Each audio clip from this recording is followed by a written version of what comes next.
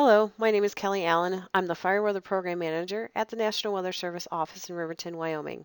In this video, we're going to review some S290 concepts and National Weather Service products that can help you stay safe in the field. Assessing, obtaining, and managing your weather. A Wildland Fire's Save Your Bacon Guide to Weather in the Field. There is no MOBE guide to weather. The Weather Service is contributing regularly to safety training. We provide forecasts and briefings on current weather situations, but the process involved is never really laid out. What should you be getting out of a spot forecast? Are you using a fire zone to brief your resources? You say cold front, but do you develop a strategy on how you're going to monitor its approach? Bottom line is, we talk about weather plenty, but do we make sure everyone understands its meaning? The Weather Service used to provide you with more of a fishing expedition. Here you go, let us know if you need anything else. This really is a violation of good communication, and we're seeking to change that. Because when communication fails, something can go wrong. So we're going to go over the 6 steps to weather information. This is a quick way of saying, do I have what I need and what am I going to do with it? You start off with your built-in knowledge and experience with your size up.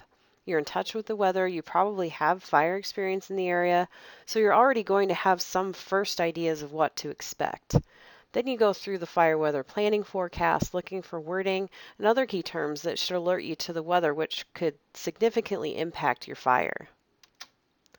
Combined with your size up and review of the planning forecast, you should construct a more specific request to the National Weather Service asking for a focus on what you perceive the potential weather challenges to be on that fire on that day, whether through the remarks box on your spot request or through a phone briefing.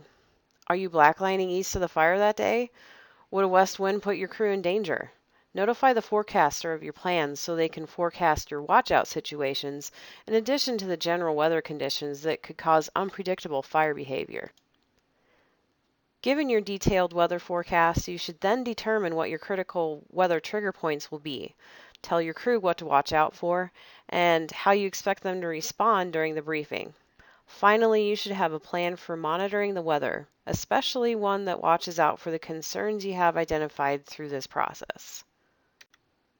All right, let's go over the size up. The fire is happening in your area. You'll have a first guess as to what the fire will do based on prior fire history, previous weather conditions, and what the weather usually does this time of year. Think about the previous problem fires in this location. What sort of weather has driven those fires? What are the weather problems you may encounter this time of year? This is part of the process as you begin to anticipate your weather needs, looking at what other fires have done. Weather challenges. Read the fire weather planning forecast and assess how your fire could be impacted. There are a couple different ways you can be using fire weather zone forecasts. The zone forecast, also known as the fire weather planning forecast, is really meant to serve as a radio briefing in the morning for resources across a large area, 1 to 2 counties sometimes. The zone forecast should not be used to make strategic decisions about one individual fire.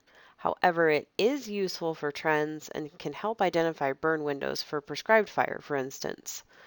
The fire zones are not meant to be as terrain specific as a spot forecast, so when it comes to an individual fire, you really want to be getting more detailed information. The fire weather zone is useful for highlighting when problem weather is expected to develop.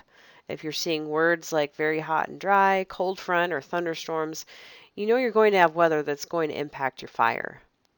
You always should be looking to see if fire weather watches or red flag warnings are in effect. The zone forecast is a place where you can do that.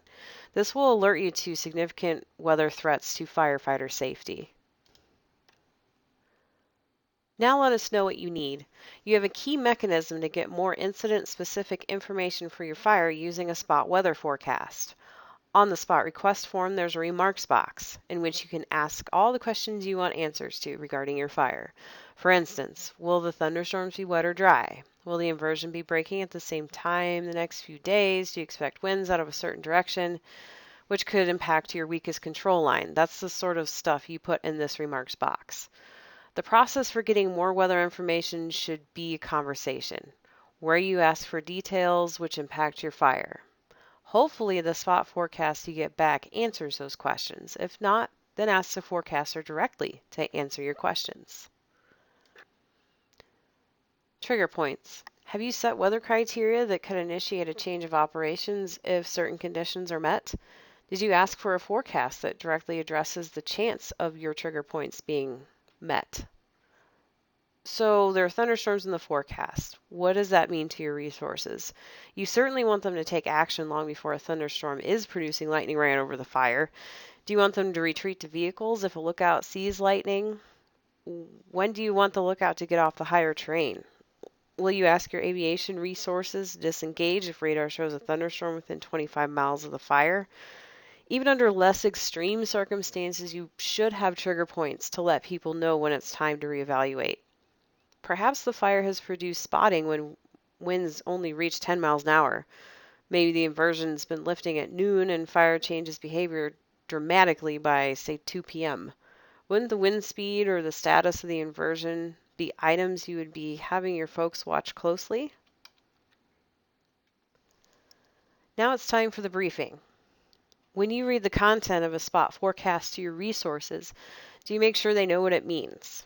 You may know that people need to be in vehicles if a thunderstorm approaches, but are they aware how long their travel time to their vehicle may be? If you're concerned about a cold front, are they aware that the flank of the fire could suddenly become the front? Just reading the weather is not enough. Telling them how it can impact them and what mitigations you expect needs to be clearly communicated. Now that you know how the weather could cause you problems and you have trigger points identified and actions based on those trigger points set and clearly communicated, who do you have looking out for those criteria and when they may be met?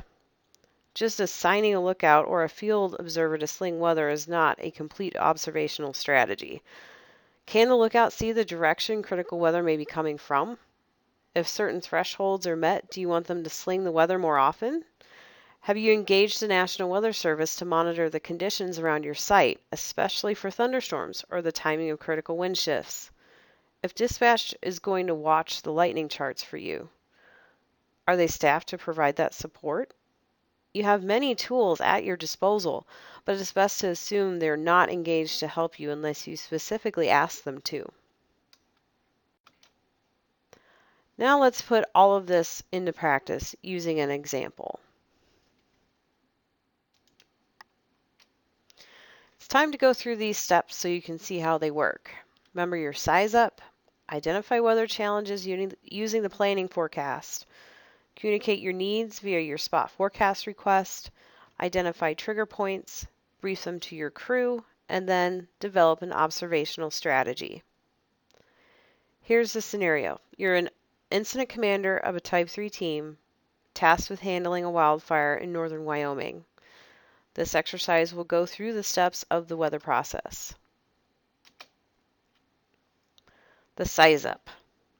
We're in northern Wyoming on the west side of the Bighorn Mountains near the town of Ten Sleep. The terrain is complex with rocky foothills and lots of sage and juniper with a road on one side and a river valley on the other.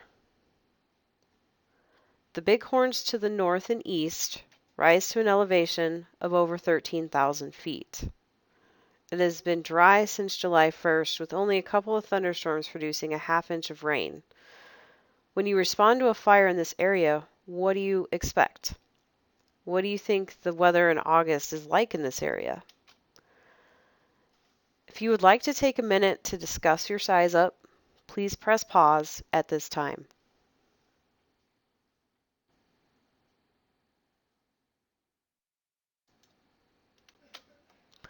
Now that you have a general idea of what kind of fire behavior to expect from this terrain, the types of fuels in this area, let's incorporate the forecast. Your fire weather planning forecast highlights some key terms. There are a lot of significant problems for fire personnel to consider in this product. So let's take a look at it. Red flag warning remains in effect from noon Wednesday until 6 a.m. Thursday for strong gusty winds, a wind shift, and thunderstorms with a cold front. Scattered thunderstorms are expected to develop across the western half of the forecast area and spread east this evening before dissipating overnight. Any thunderstorm will be capable of producing strong gusty winds this afternoon and evening. Eastern zones will see the development of a low-level jet, which will bring gusty winds to higher exposed locations. Wednesday will see thunderstorms as a strong cold front arrives. Expect one more day of very warm temperatures along with low humidities, especially across the east. Strong gusty northwest winds will likely be behind the front Wednesday night, with gusts 30 to 35 miles an hour likely. As you have probably guessed, this is from the discussion portion of the Fire Weather Zone product. This zone covers the weather from the eastern edge of Yellowstone all the way to the western Bighorns and all the way south to the southern half of the Shoshone National Forest in central Wyoming. That's a huge area. Certainly you want more detail than that. So given our size up about a fire in your tent sleep in August and all those words of concern in the previous screen, what are some specific questions you might ask the forecaster in the mark section of the spot? For example, how much lightning do you expect from the thunderstorms? Or what time do you expect the front to cross our fire location? Take the time now to put down at least one question you would like to ask in the remarks section. Take a few minutes, then discuss this as a group.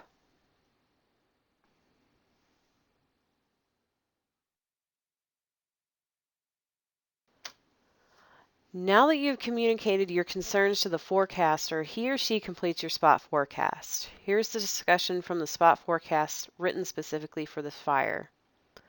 Previous model runs suggested possible showers and thunderstorms over the fire tonight, but latest indications are that the area will be dry.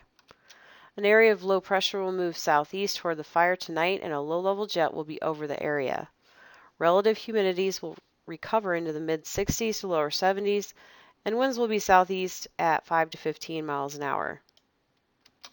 A strong cold front will approach the fire from the northwest on Wednesday afternoon.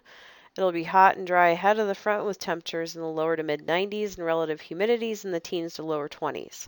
Expect isolated showers and thunderstorms over the fire with strong gusty winds near the thunderstorms. The front will sweep through the fire early Wednesday evening, bringing a wind shift to the northwest at 10 to 20 miles an hour.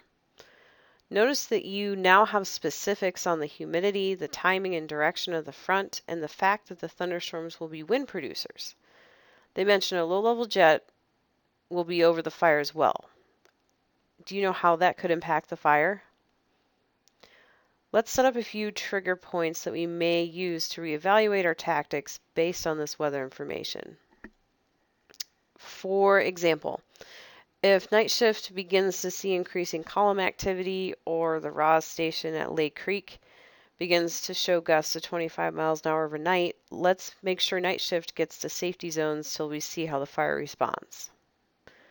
Another one could be if the thunderstorms on Wednesday get within 40 miles of the fire, let's make sure any resources are within 30-minute walks of their vehicles. What kind of trigger points would you set up?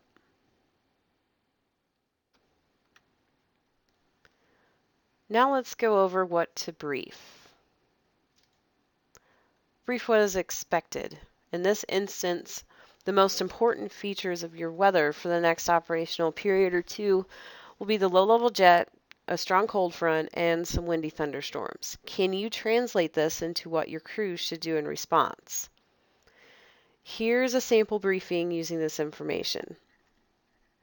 An approaching weather system is going to present a number of weather problems for us for the next 24 hours.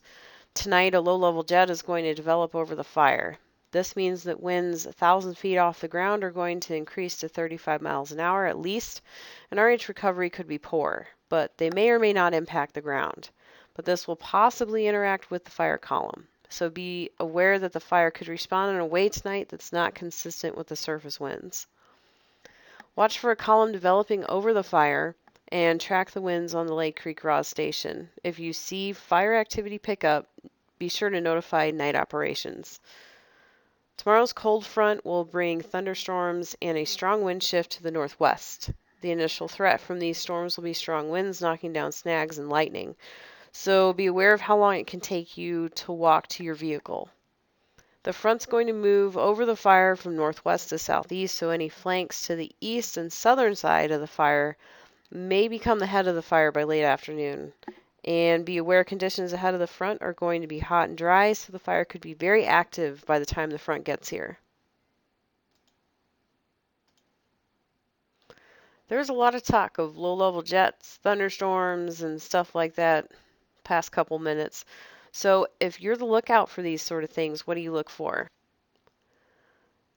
As a forecaster, probably the hardest of these weather elements to predict is the low-level jet, but it can have a significant effect on the fire at a time when it should be laying down for the night.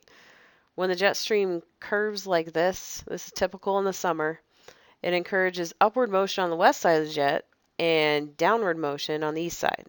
In addition, the warm air that usually resides underneath the ridge encourages rising motion further because warm air is less dense than cold air. You may remember that from S290. Since the atmosphere is always trying to keep equilibrium, the rising motion on the west side of the jet creates a vacuum at the surface, encouraging the air on the other side of the ridge to move toward the rising air to fill the void.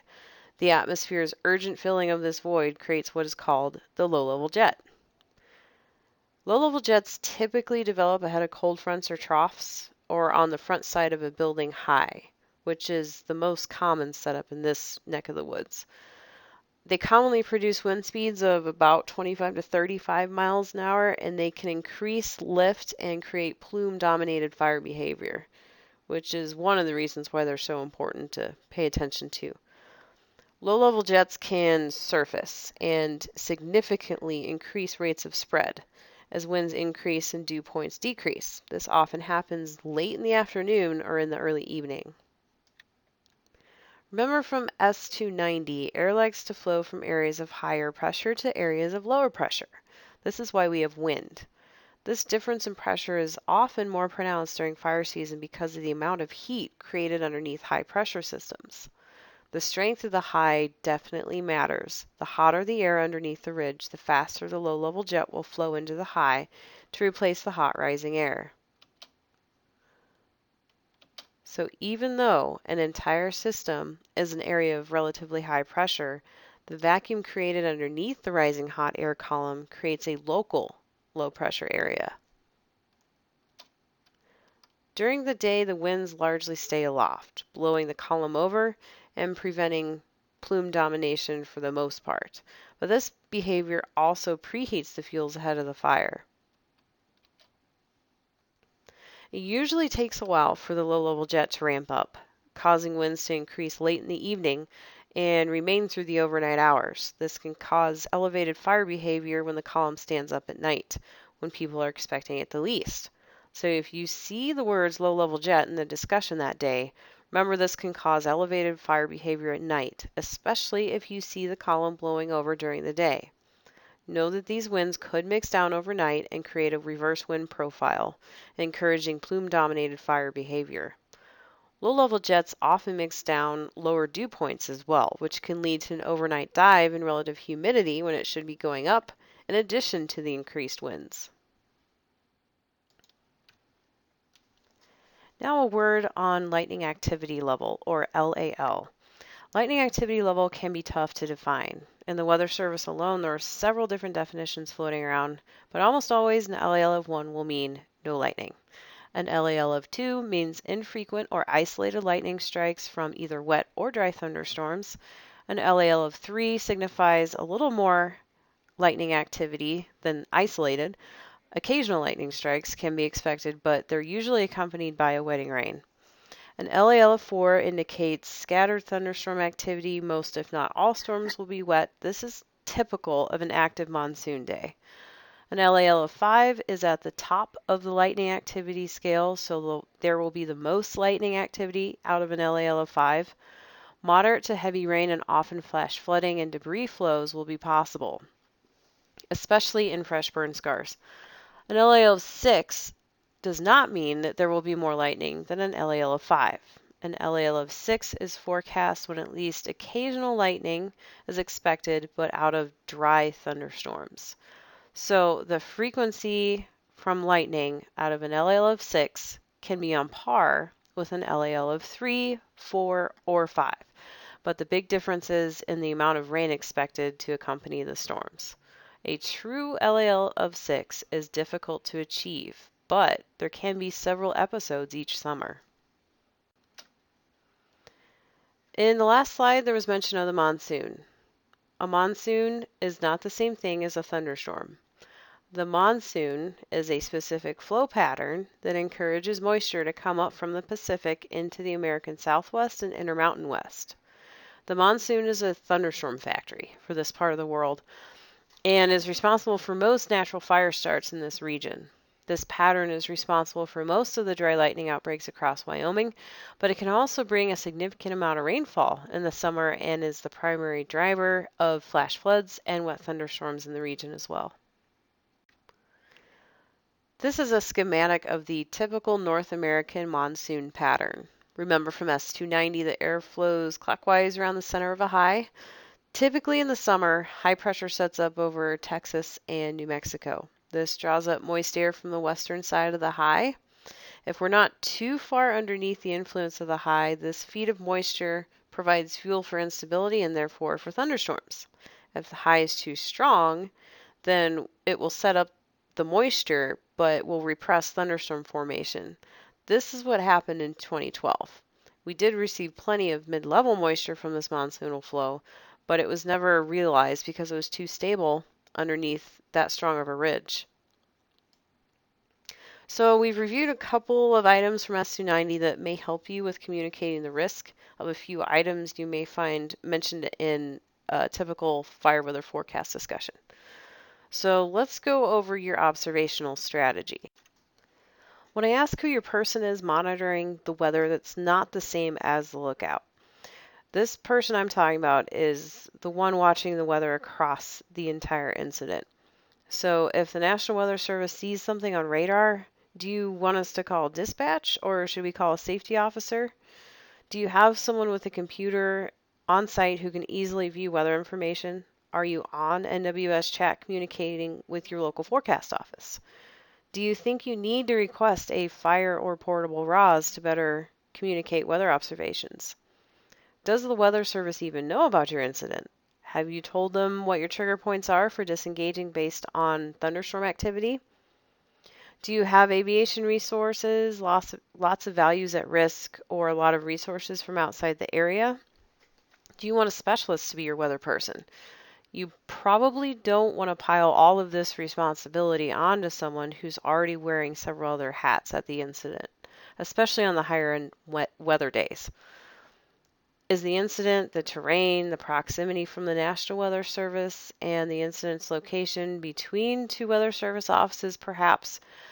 Is this amount of complexity enough for on-site weather support, even if it isn't being handled by a Type 1 incident management team? Now that we have your observation strategy in place, what do you look for? This picture looks like a fairly calm weather day, especially with all the snow on the ground, but the cirrus clouds aloft indicate that there could be cold air. So watch for increasing fire behavior as the sun heats the surface in the afternoon. This picture also hints at a jet streak entering the region. That will encourage lift and reinforce any stability created during the day by the steepening lapse rate. These clouds here are all indicators of either strong wind aloft or stability. Lenticular clouds and wave clouds often form near complex terrain, and they're showing you very strong wind aloft.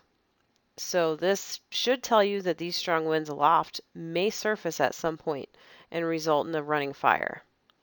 The stratus clouds on the right-hand side indicate a stable air mass and low fire activity, but they may also inhibit aircraft operations due to low ceilings and mountain obscuration. The clouds on the left are mammatus clouds, and they form in sinking air, which is significant because most clouds form when air rises.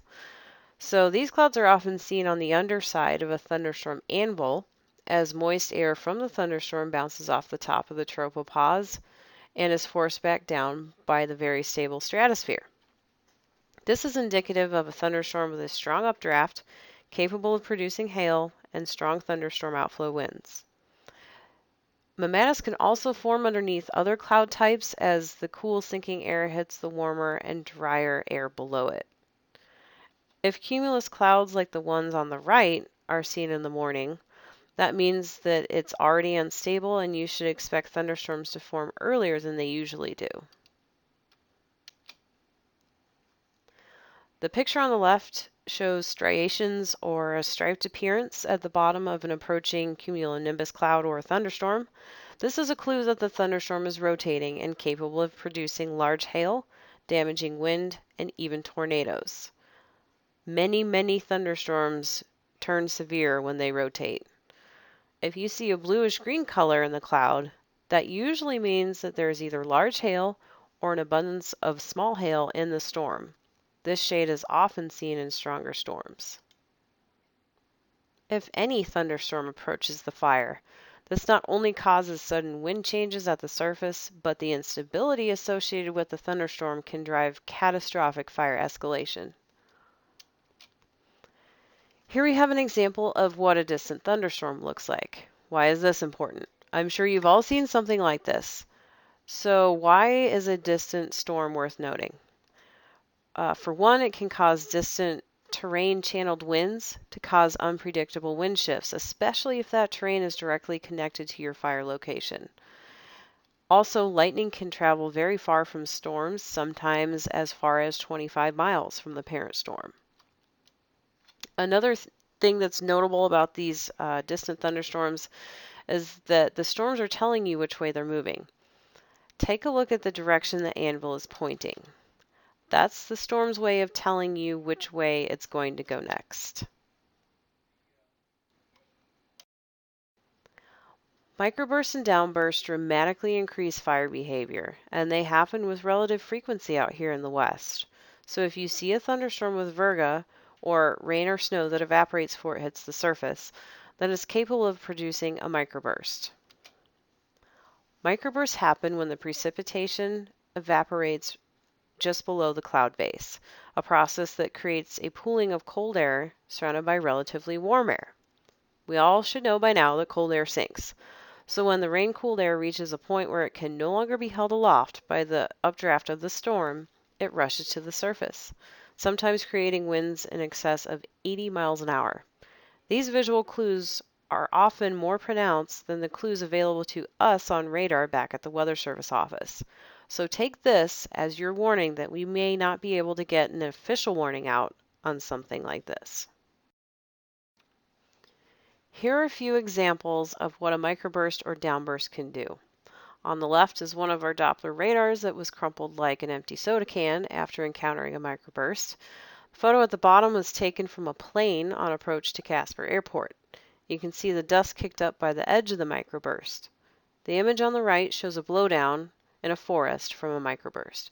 So you can imagine what this could do to a fire.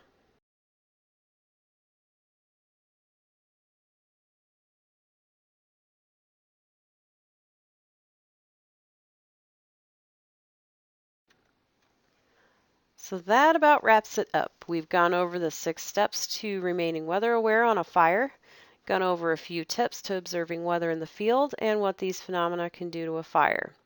Hopefully you can take this information with you as you go out into the field to save your own bacon when weather threatens. I'd like to acknowledge Dan Borsum from the National Weather Service office in Billings for his significant contribution to the material contained within this video. If you have any questions regarding this video and its contents, please feel free to contact the National Weather Service in Riverton at nws.riverton@noaa.gov. Also, please be sure to visit our website at weather.gov/Riverton for more information. And you can also find us on social media at NWS Riverton. Thank you for watching. Let's make every day end well.